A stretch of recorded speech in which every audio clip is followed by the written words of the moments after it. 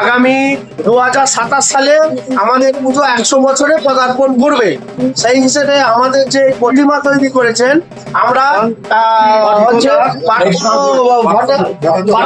ব্যানার্জি, তো আমরা চাইছি যে ইনি এই আমাদের প্রতিমাকে কিভাবে করা যায় সেটা যেন ওনার অ্যাডভাইস আমরা চলবো। উনি একটা আর্টিস্ট, উনি একটা ইয়ে থেকে পাস করেছেন আর্ট কলেজ থেকে, ওনারই অ্যাডভাইসে আমরা চলবো, এইটুকু বলছি।